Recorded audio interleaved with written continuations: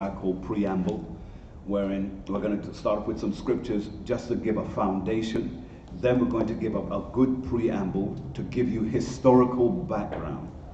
Hopefully, when we're done with that, you're going to understand absolutely, unequivocally who the Gentiles are, and you will identify as, if anyone in the street stops you and say, look, I don't believe that's you, that's these people, you can prove it to them. Because one thing's for sure, nothing has happened to the other nations like it has happened to us. That's right. We are scattered all over the world, from the Caribbean islands to the Americas, both south and north, and even in the Canadian islands. We are scattered all over into the Oriental. Yes. We are scattered also even into areas like the European sector. We are just absolutely scattered.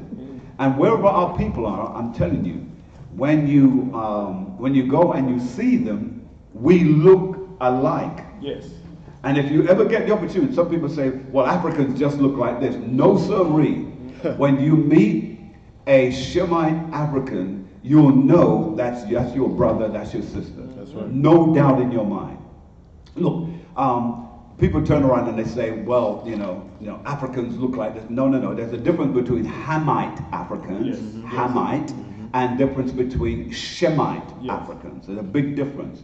I mean, when you look at Idris Elba, he's African. Right. But you sisters go mad after him because, he's a good-looking man and all of that, and can carry his swagger. He's African, see? See how our sisters carry on? No, because they think. Now, what you got to understand is this: you're African. Hello, you. We are all African. We come from the continent, but remember, that section of Africa that we were taken from was what we dispersed into. We were originally in what they call today Palestine. But when the Romans came and they conquered and they crushed Jerusalem, we scattered into the African continent, and we lived there for thousands of years before being taken as slaves by way of kidnapping, children of war, and brought to the Americas, and so on and so on and so on. So we have a rich pedigree. Don't let anyone fool you. And believe me, and I understand why sometimes you kind of feel that way, because one of these days we'll go to Africa. We'll put together a group and we'll go there. And when you go and you see your brothers and sisters, you'll know that they look like us. That's right. Good-looking people, I'm telling right. you. That's right. I'm telling you, my son's out there all the time because he's looking for a wife. He's out there, and he always, from his experience, he says, Dad, they look just like us. They act just like us. There's no difference, but you can tell the difference between Shemite and Hamite. You can tell the difference. It's very, very clear. And so it's going to be quite an experience when the Most High makes that opportunity available for us. All right, we ready to go live as yet? All right, very good. All right, now, ladies and gentlemen, brothers and sisters, the study we're dealing with is the Gentile, foreigners, and strangers 101. All right. Now, in any type of study, when you have the term 101, it means the basics. So we're going to begin by going to Isaiah chapter 42 and verse 1. We're going to take it very, very slow, very methodical, so that you get this. Isaiah chapter 42. Officer, when you're ready. This is the book of Isaiah chapter 42 verse 1. Behold, my servant, whom I uphold, mine elect. My what? Mine elect. Mine elect. Now, the word elect, when you look at it properly, is dealing with something or someone that has been chosen. When the scriptures speak about elect, it means chosen. Who is chosen among us? Israel is chosen. Go on. In whom my soul delighteth, I have put my spirit upon him. He shall bring forth judgment to the Gentiles. To who? To the Gentiles. Now, who it's speaking about is whom we call in the Hebrew language, which is his correct name, Yahushai. Yahushai. Now, the world calls him by the English version Jesus. Now, when we go on and jump now to verse 6, we're going to jump around a little bit because it's very in-depth, so we've got to pick our scriptures so that we don't spend too much time. Verse 6, watch what it says now. Keep verse 1 in mind. Read. Isaiah chapter 42, verse 6. I, the Most High, have called thee in righteousness, and will hold thine hand, and will keep, Salaki, and will keep thee, and give thee for a covenant of the people. Read. For a light of the Gentiles. So Yahushai came to be a covenant and a light to the people. A covenant, a contract. Meaning now that this contract could not be broken because Yahushai was that living, breathing contract, and he was that light because our people were blinded, they were cast away, they were put on different sides of the world. He became the light of the world to bring them back to who they are. That's right. Let's read verse 7. Verse 7. To open the blind eye. To open what? To open the blind eye. Because we were blinded. Read. To bring out the prisoners. And we are imprisoned. Even to this very day, all over the world, from France to Germany to England to Spain, you look at the people who are occupying those jails, it's us. Even in America, the greatest amount of individuals that hold the positions in the prison are us. That's right. That's right. No other group. And yet, in all of those nations I just mentioned, we are the minority. Yet we are the maximum amount of people in their jail cells. Right. So that's why this was prophesied 2,000 plus years ago. And it says, read it again, officer. To bring out the prisoners. To bring out what? The prisoners. Read. From the prison. From the prisons. Read. And them that sit in darkness. Read. Out of the prison house. Out of the prison house. So this word's got to go into the prison house and meet our brothers and sisters who have been incarcerated unjustly. That's right. Some of the time that our people are spending in jail, their people have committed the exact same crime and do half, if not a third of the time. It's an unjust system that we're living by. Jump from there to verse 16. Read. Verse 16. And I will bring the blind by a way that they know it not. So he said, I'm going to bring the blind, those that have been blinded by the things that have happened, I'm going to bring them by a way that they knew not. You don't know how I'm going to do it, but I'm going to get you out of that. Glory be to his name. Read. I will lead them in paths that they have not known. I'm going to take you out in a way and on a path that you couldn't even discover it. That Martin Luther King, Malcolm X, Marcus Garvey, all of those great components of bringing justice to the so-called black people, they couldn't do it, but I'm going to do it in a way that will marvel before your eyes. Read. I will make darkness light before them. And places that were once darkness to you, I will make them light. Read. And crooked things straight. And the things that have been crooked before you, I will straighten them. Read. These things will I do unto them, and not forsake them. And so the Most High God said that he will not forsake us. Right. He will make all things straight, make all things light. Let's go from there, if you please. In fact, before we do that, jump back to verse 7. Let's read that again. Isaiah chapter 42, verse 7. Now watch the correlation. To open the blind eyes, to bring out the prisoners from the prison, and them that sit in darkness out of the prison house. Out of the prison house. Let's jump from there now to verse 22. Now keep the correlation in mind. Read. Verse 22. But this is a people robbed and spoiled. This is what? A people robbed and spoiled. Who has been robbed and spoiled like us? That's right. That's right. Come on, somebody. Who has been robbed and spoiled like us? Read. They are all of them snared in holes. Read. And they are hid in prison houses. Now, it's you need to highlight that, underline it, do whatever configuration, because you need to come back to that and say, our people are the ones who have been in prison. Read on. They are for a prey. They are for what? For a prey. A prey is something to be, ascend upon, to destroy, Right. to have, take advantage of. Read. And none delivereth. And none deliver. Read. For a spoil. And none saith, restore. And none of them have said, restore these people.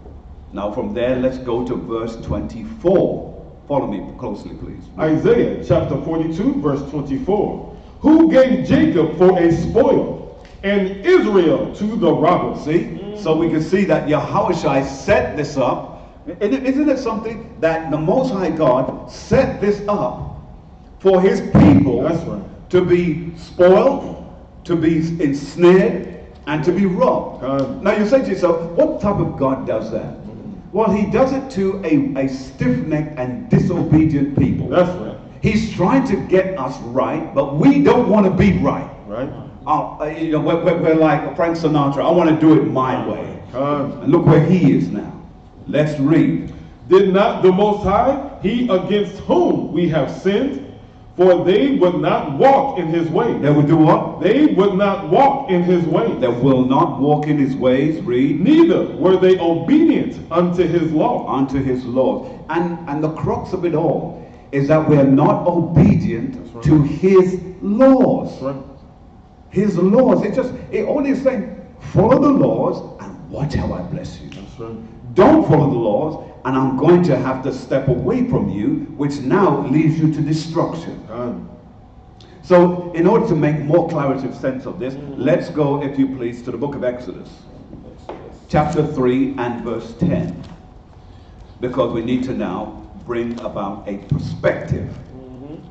Exodus chapter 3 and verse 10. All right. If you're there, just say I'm there. I'm there. All right, let's read from verse 10, please. Exodus chapter 3, verse 10.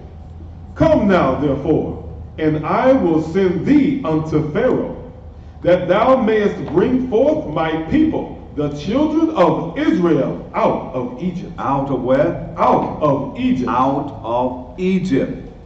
And you'll notice he said, come now, therefore, and I will send thee unto Pharaoh. I'm going to send you to Pharaoh, that thou mayest bring forth my people, the children of Israel. Notice he says his people is the children of Israel. He does not say that his people are the children of the entire earth. He doesn't use the word earth because earth would imply that anywhere you go on this planet, the people are his. He doesn't say that. That's right. Now that's what Christianity is trying to get you to enfold in your mind, that he's loving and kind to everyone. No, he is not. That's right.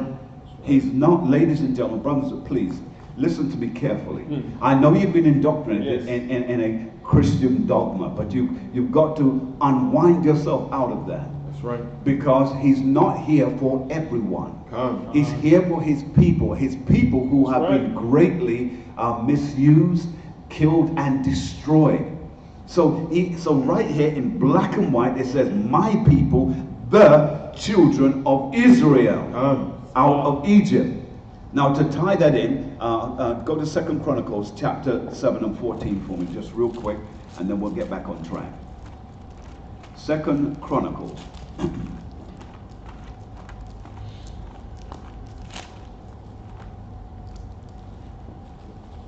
2 Chronicles, what did I say? 7 and what? 14, very good, let's read. This is the book of 2 Chronicles, chapter 7, verse 14. If my people, If who? If my people, If my people, read. which are called by my name. So why does it say if my people which are called by my name? Why? Because before we got into slavery, every single one of us did not have what we have today as a surname. If your name is Tom Brown, you didn't have a name called Brown. That's right. Your name was just plainly Tom. Tom who? Tom of the house of your father's name. Okay. That's what you had.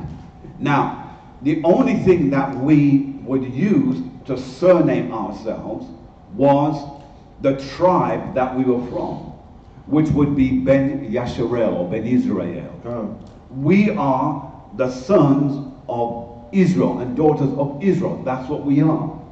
So our name always had the name of our father in it.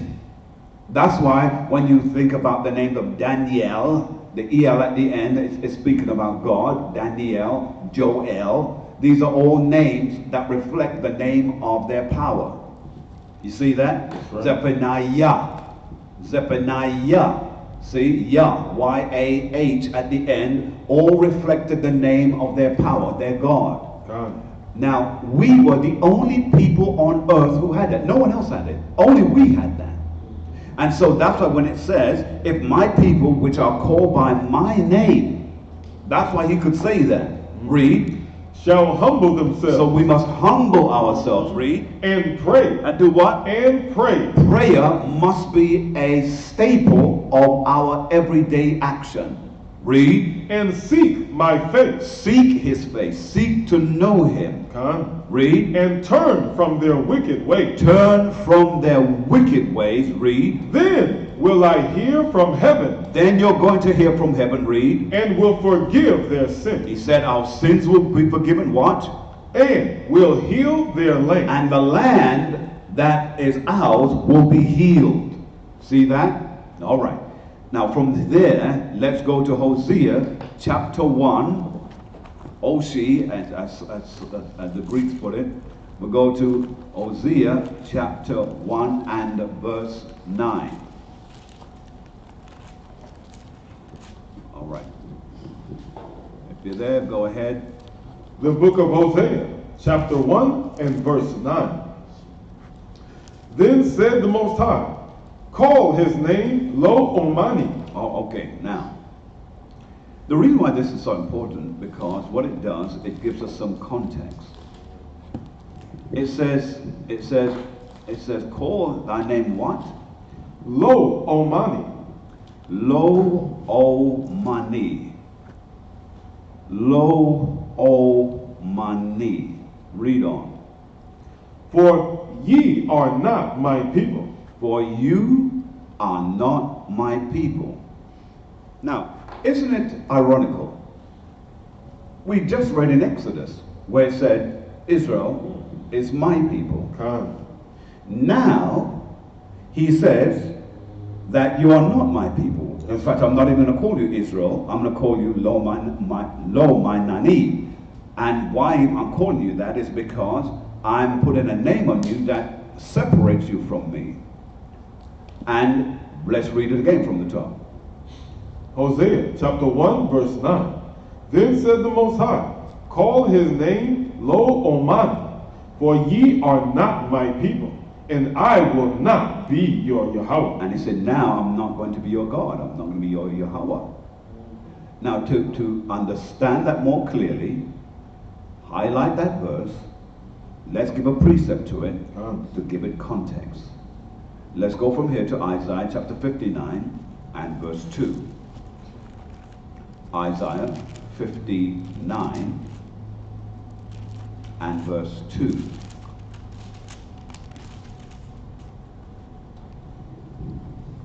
The book of Isaiah chapter 59 verse 2.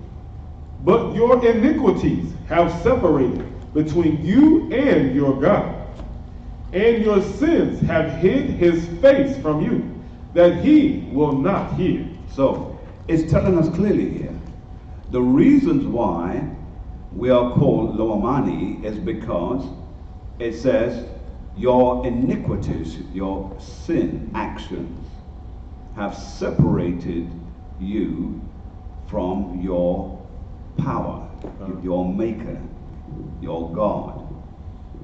And your sins have hid his face from you, and he will not hear you. He won't hear your prayers. He won't hear your needs. He will not hear you when you are in the deepest dregs of any onslaught in your life. He will not adhere to you.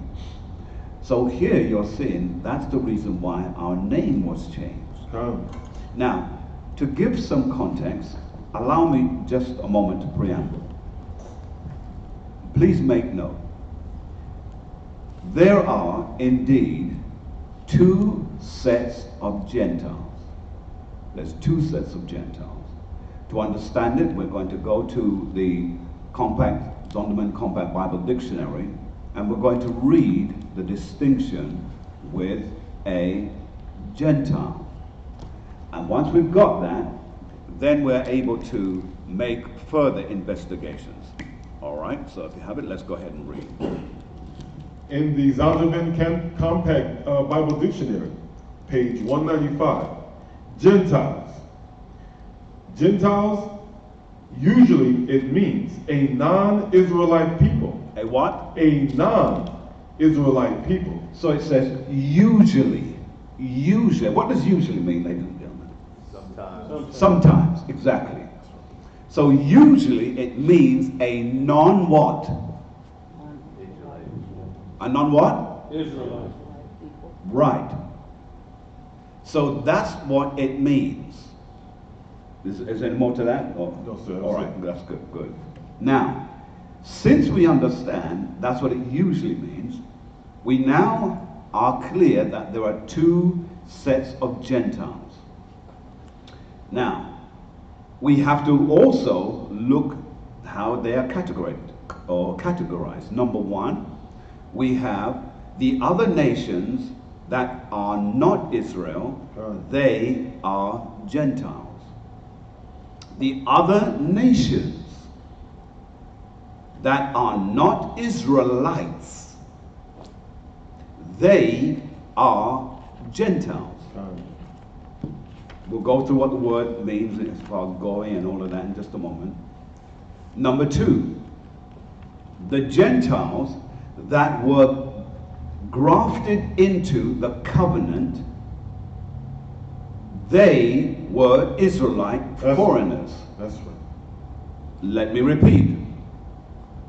The Gentiles that were grafted into the covenant, they were Israelite foreigners. Are you with me so far? Yes, sir. All right. Is there any questions from anyone? I want to make sure you have this. Because you will ask me down the road and I'll say, hold on a moment, did I not take my time and break this down to you? Okay. And yes, go ahead. If you could go a little bit more in detail to number two, because before I came into the truth, I used to hear this and I'm trying to make sure I get it clear. Right, right. Because they were always talking about being grafted in, they were Right. thinking it like I was in a Baptist church. Right, right. Because now the word grafted in is a term that we get confused with, because in the Christian church, so-called, we have been taught that we have been grafted in.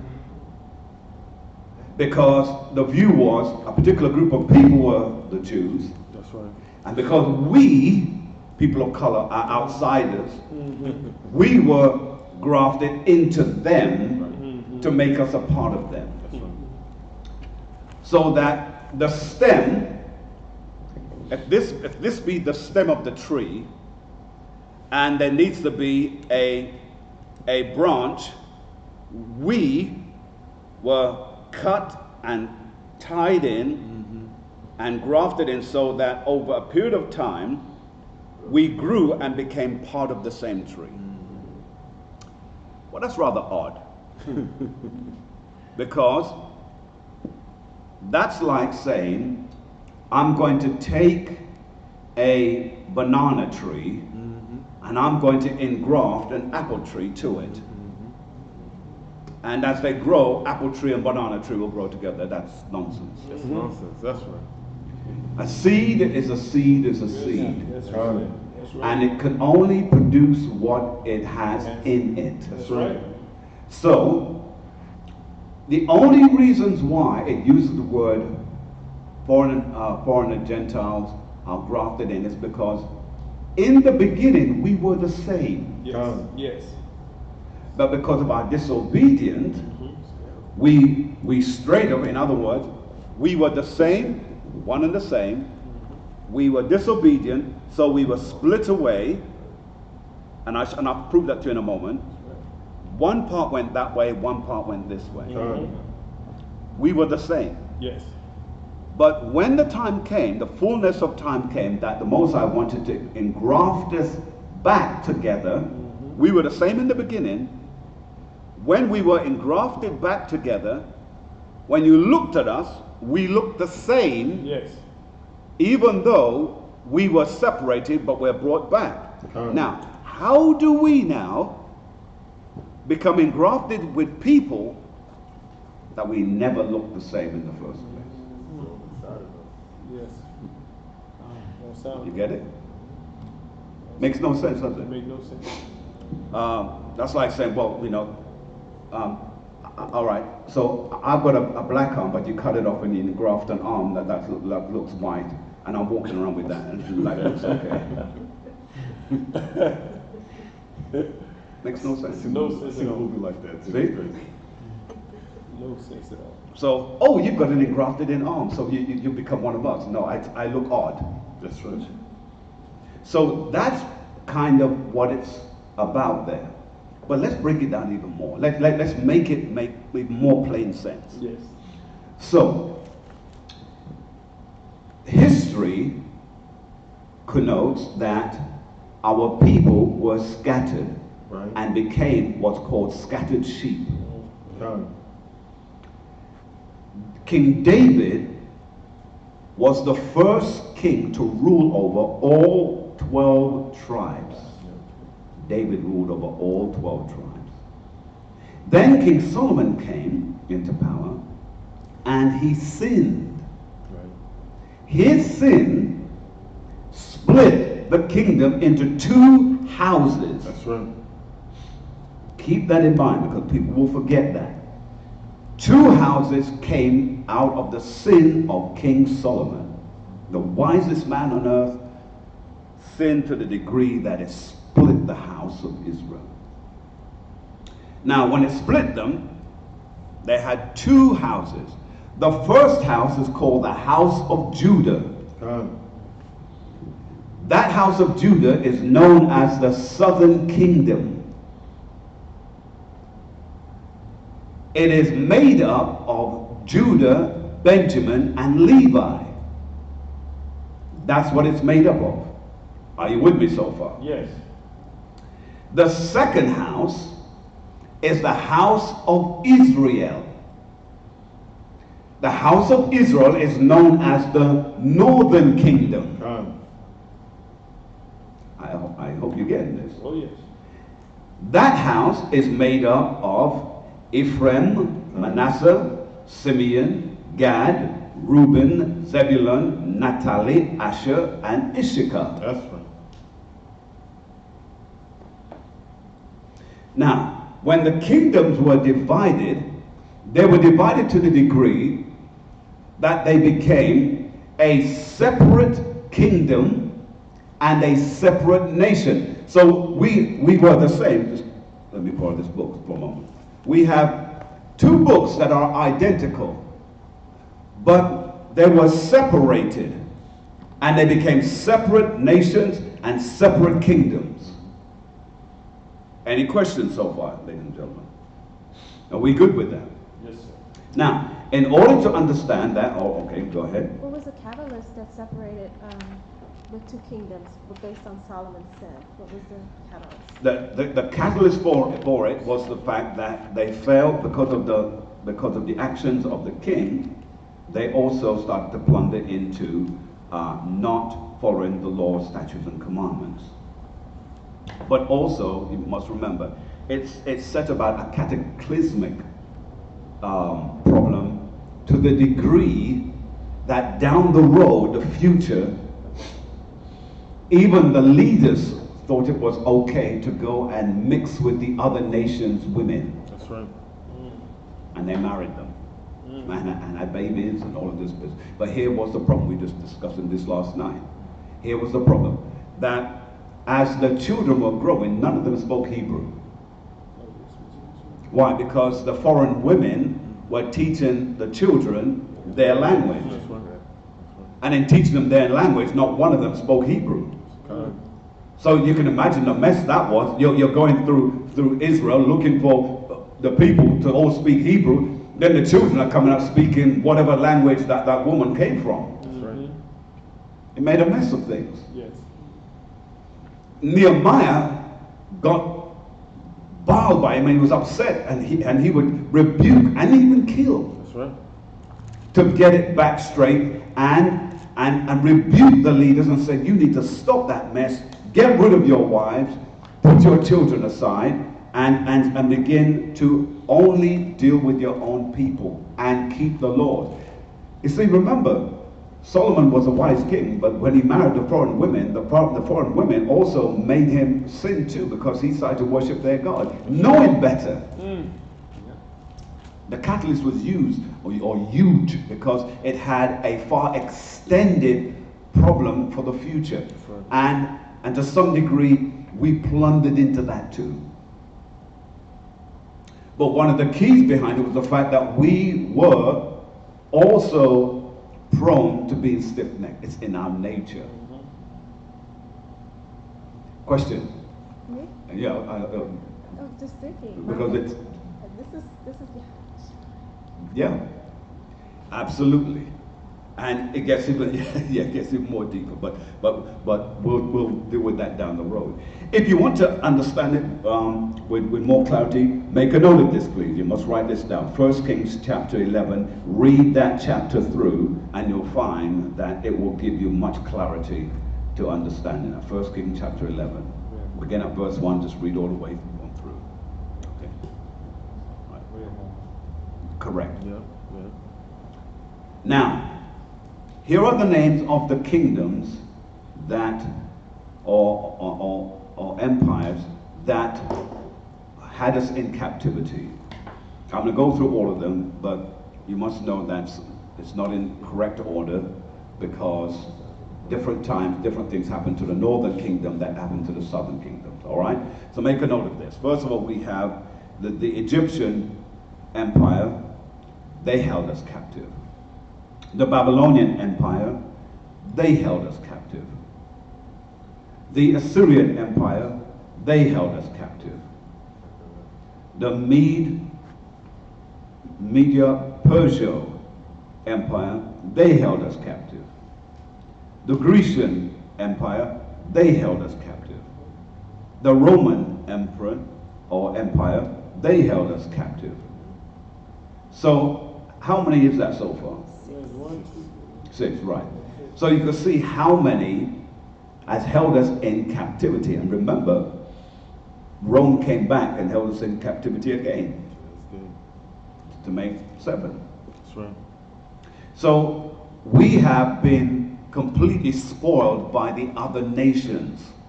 And remember, all of these nations have splinter nations that have come off from them. That's why we've been in every nation throughout the earth. All right, stay with me, please. Now, Paul this is why we have to get to Paul. When we look into the scriptures, we'll see there's a number of scriptures that's written. Remember, I'm doing this as a 101 basics, so I want you to get it. For those of you that is very elementary, then I do beg your pardon, and just follow along. But for those that are not, stay with me. In Paul's letters, he writes to several different countries. They range from, number one, they're Romans. That's why the book of Romans. We have the book of Corinthians, the book of Galatians, which is Galatia, the book of Ephesians, dealing with Ephesus, with the book of Philippians. That's right. And we have also the book of Thessalonians, dealing with Thessalonica. So Paul's letter went out to all of these different nations.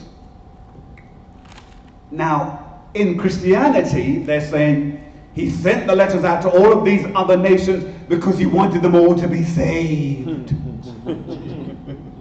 That's not what that was about. Our people were scattered into all of those nations. That's right.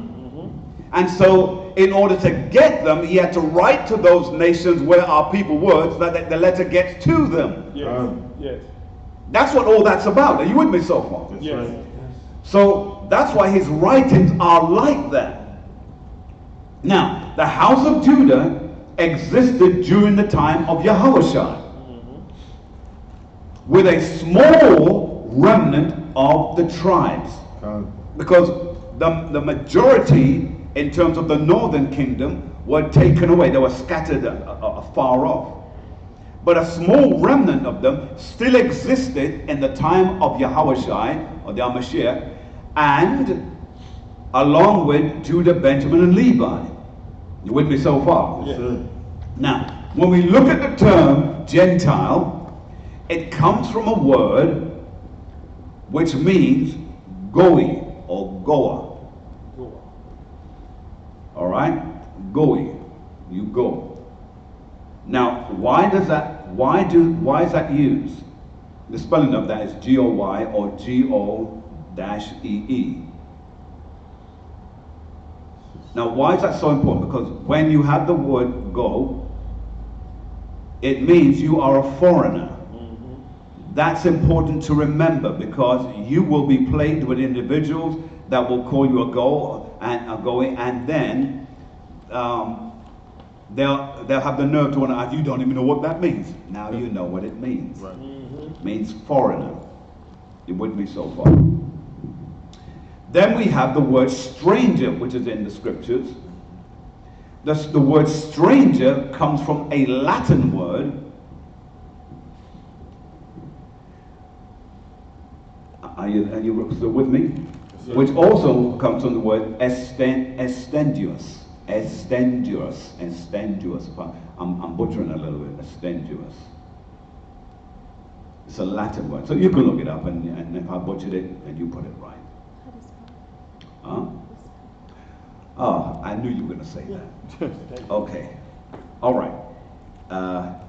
EX, the same as stranger, EXTRANER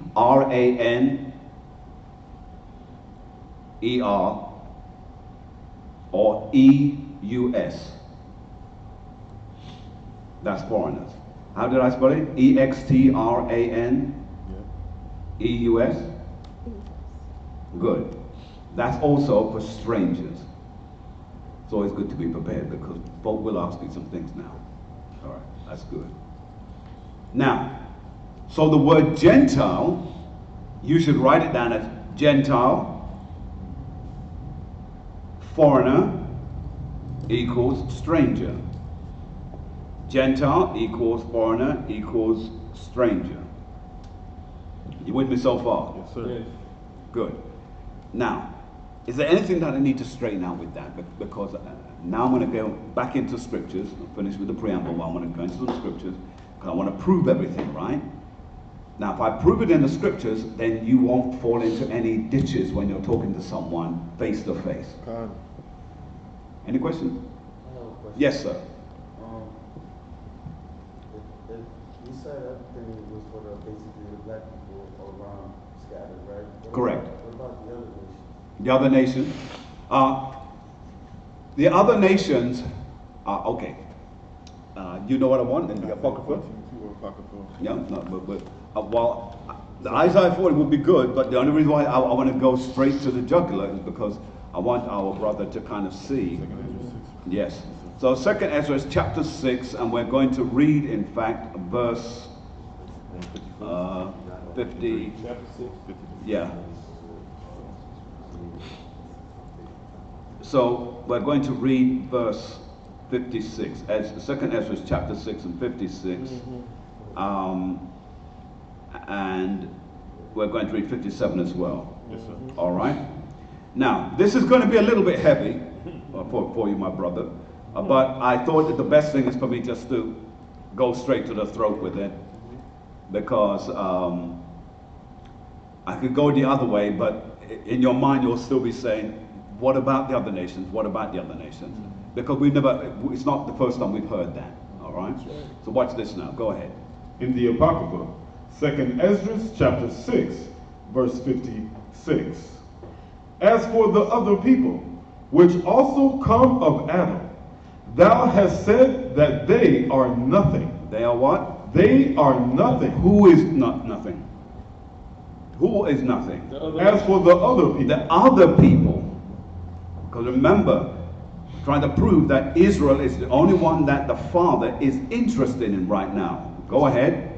Which also come of Adam, thou hast said that they are nothing, but be like unto spittle, and hast likened the abundance of them unto a drop that falleth from a vessel. Read.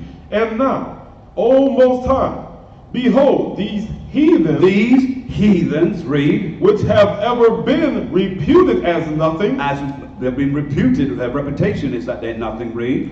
Have begun to be lords over us. To be what? To be lords over us. They're now lording over us. Yes. They're the ones now. Every job we go to, guess what? It's rare that you'll find a job that you go to where it's one of you residing over you. And even if you do have someone who is residing over you, who look like you, yes. above him, Yes, sir. Someone else. you see what I'm saying? So this writer here is letting us know that this Ezra, by the way, my brother, is the same as Ezra in the King James. Ezra is his Greek name. Ezra is his Hebrew name in the King James. Read that again, sir. Read 57 again.